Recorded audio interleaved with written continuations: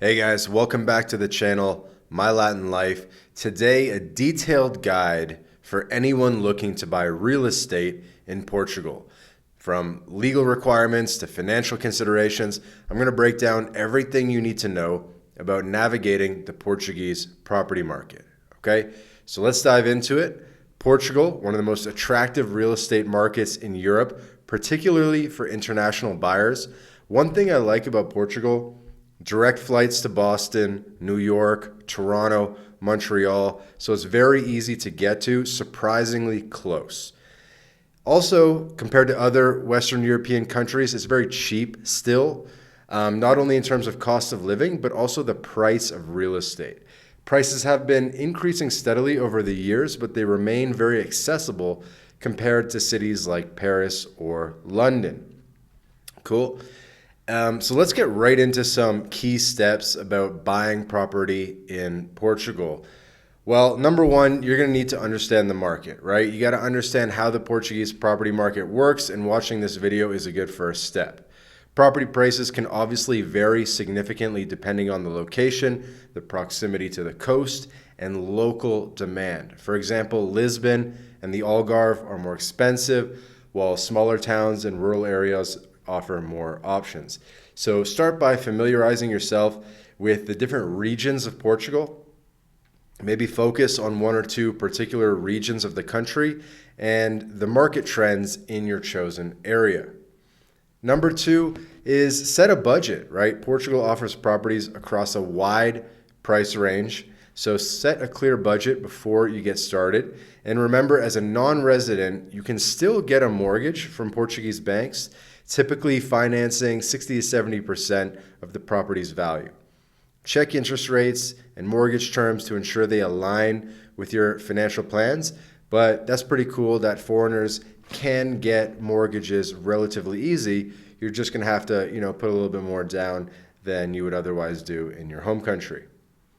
Step three, get a Portuguese fiscal number, in other words, a tax ID. This is known as a NIF, or a número de identificação fiscal. So this is one of the first steps you're going to need to complete as a foreigner. You're going to need to open a Portuguese bank account so that you can, complete the real estate transactions. You can apply for the NIF at any tax office in Portugal or through a lawyer or financial representative if you're abroad. And by the way, My Latin Life, we offer this service. We have a combined Portuguese bank account plus tax ID NIF service.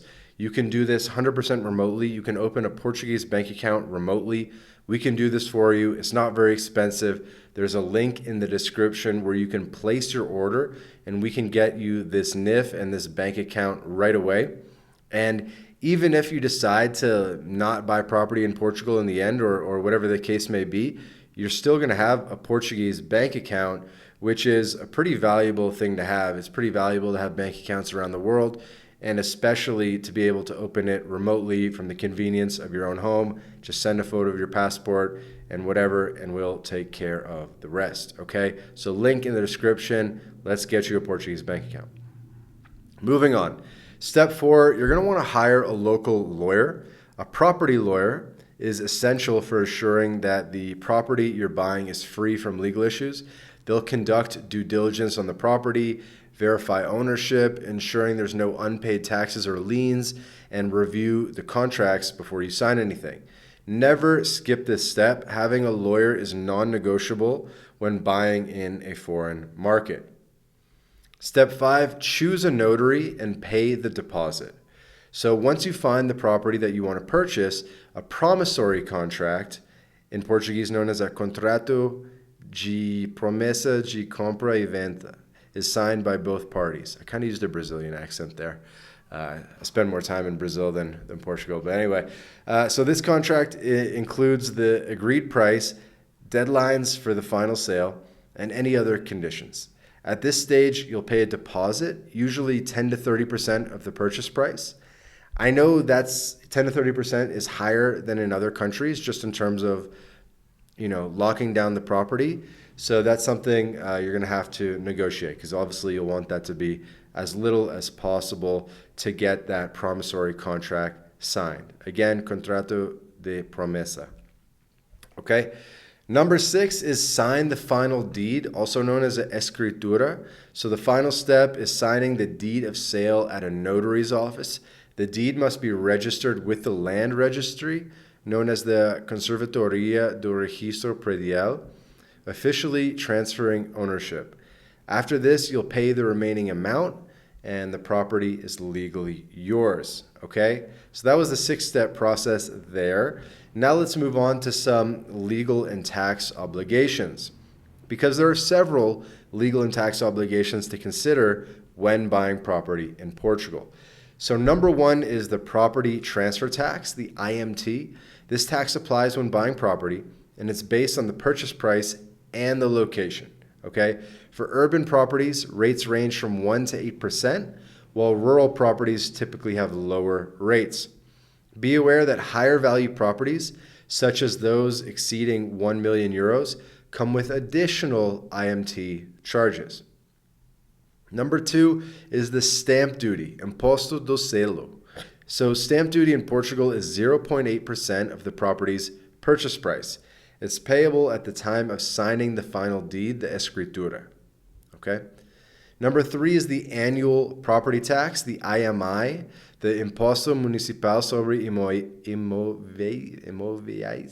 The IMI, the annual property tax, is an annual property tax calculated based on the property's value and location.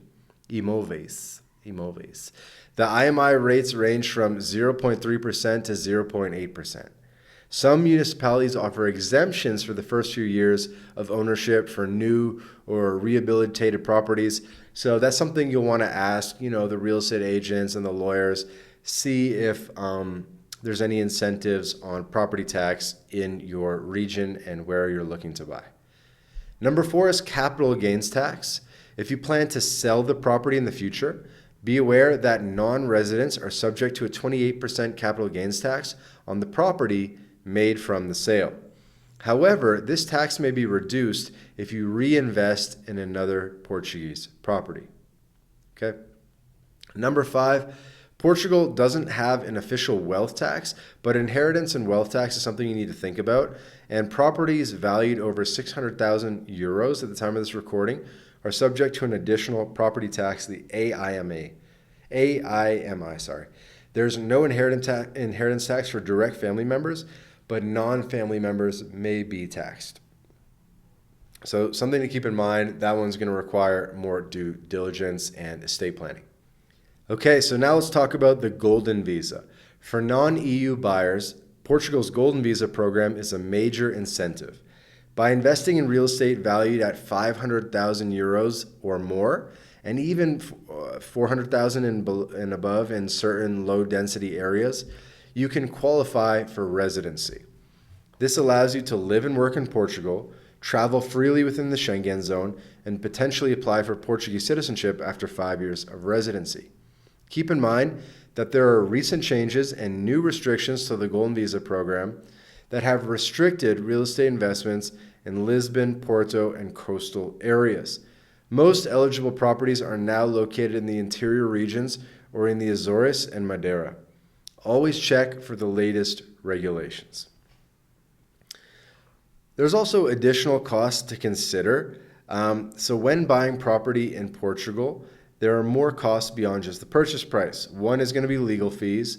So your lawyer's fee usually ranges from 1 to 2% of the property's value, depending on the complexity of the transaction. Another one is notary fees. So expect to pay between 1 and 2,000 euros for notary services and registration costs. Another one would be surveyor costs. If you're buying an older property, it's advisable to get a surveyor to inspect the property. Costs vary, but this can help you avoid expensive surprises, especially if the property requires extensive renovation. Another thing is utilities and maintenance. So budget for ongoing costs like utilities, maintenance, and home insurance. If the property is in a condo, you'll also have to pay monthly condo fees, which can vary depending on amenities and location. Now let's talk about some potential risks and red flags, okay? Things you should be aware of. One is off-plan developments. So if you're buying a property that hasn't been fully built yet, Make sure the developer is reputable. Delays or incomplete construction projects are not uncommon in Portugal. Always check that the project has the correct permits and the licenses, and do everything you can to reduce your downside on a property that's not yet complete or anything pre-construction. Now, risk number 2 would be property titles and disputes. So make sure the title is clean and free of disputes. This is particularly important in rural areas where ownership records may be less clear. Your lawyer will help verify this, but always ask for a detailed title search. And then number 3 is renovation surprises. Older properties in Portugal may require significant renovations. Be prepared for unforeseen costs and make sure you have a clear understanding of local building codes and restrictions, especially for historical properties. In conclusion, buying property in Portugal offers fantastic opportunities. There's good deals to be found, both for personal use or as an investment. By understanding the market, the legal requirements, and potential risks, you can make an informed decision and avoid common pitfalls. If you're interested in purchasing real estate in Portugal, take your time, consult with professionals, work with a good lawyer, and ensure every step is properly handled. If you found this guide useful, don't forget to like, subscribe, and leave your comments or questions below. And don't forget, one of the first steps is you're going to need a bank account and a NIF, and we have this service at MyLatinLife. We're an international immigration consultancy firm. We help people get bank accounts all around the world, all over Latin America, as well as Portugal. And the Portugal bank account, definitely a good thing to have. Either way, good Plan B bank account. So check out the description. You can order your bank account there. And if you want a more general consultation as well with MyLatinLife, there is a link where you can book a general consultation, become our client, and we can help you with your overall holistic internationalization plan. Cool. See you in the next video.